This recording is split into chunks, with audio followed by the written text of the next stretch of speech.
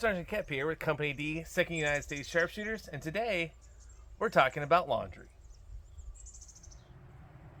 Let's face it, as reenactors, we can get pretty sweaty and grimy at events, and when we're all done with our battles, it is time to do our laundry and get that sweat and dirt and grime out of our clothes, so that way we smell nice and our clothes last longer. Because let's face it, our reenacting clothes are often among the most expensive, if not the most expensive clothes that we own. They are often entirely hand sewn or at least partially hand sewn. And it's something that we take a lot of pride in. So when I first started out reenacting all those years ago, I would generally just take my shirts and put them in the washing machine on the delicate cycle with a mild detergent and hang dry them, usually in the house, but if it was a nice day, I'd hang them outside, and that was that.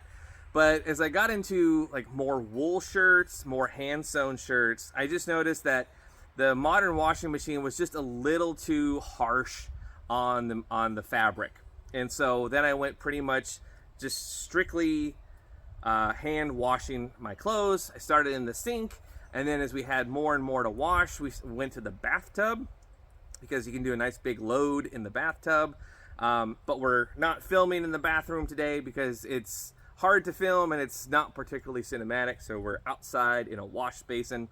And that worked for a while, but the more clothing that we had to wash, it just became a lot more work. And so then I started to turn to 19th century laundry technology and knowledge to, one, build my own knowledge base of what was common knowledge during the time, but to also be more efficient. And one of the first things that I invested in to help with my laundry was one of these tin agitators. Now, as far as I know, these are post-war, but again, I'm not doing laundry at an event, and this is not a demonstration on Civil War laundry practices. This is just sharing old school tech to solve an old problem.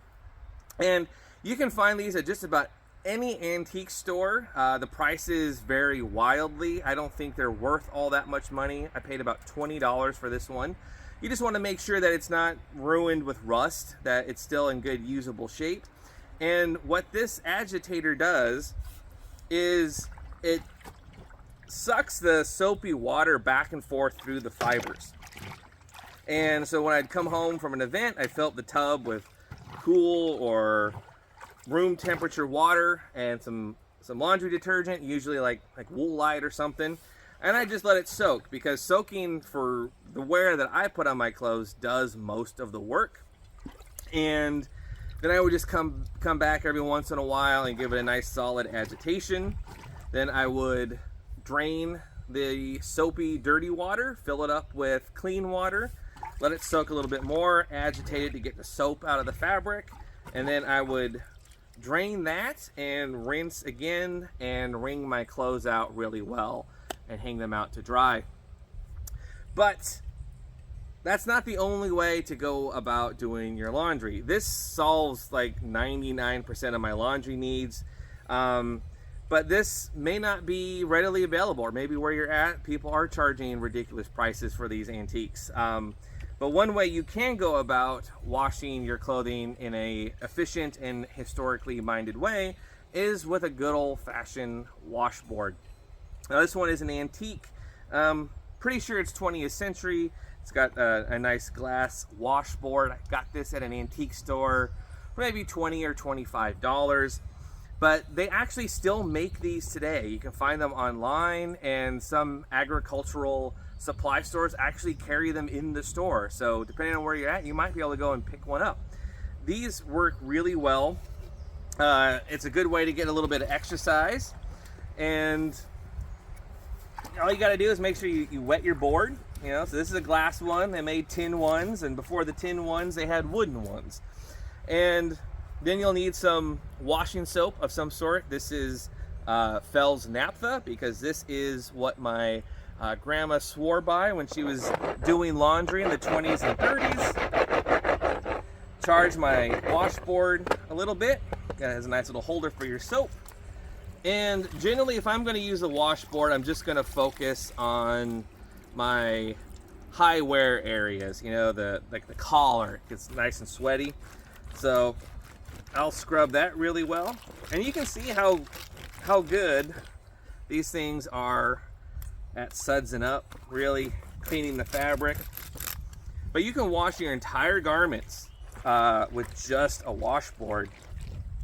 Now the other thing you can do is, say you had a stain on your collar, you can just take your washing soap and focus just on the spot on your shirt and either let it soak a little bit longer or just agitate that particular area,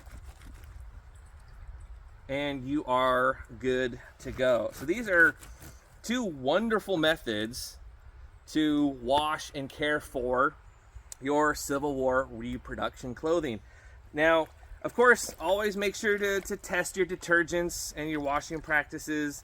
Make sure you have the right combination. You don't want anything discoloring or staining or shrinking on you. But once you get the hang of it, this doesn't take very long at all, and you have the added benefit of having a little closer connection to the common knowledge that people would have had during the Civil War. If you have laundry tips or clothing care tips that you would like to share down in the comments, we'd love to hear from you. Thanks as always for liking, commenting, and subscribing. And after I rinse this, we'll catch you in the next one.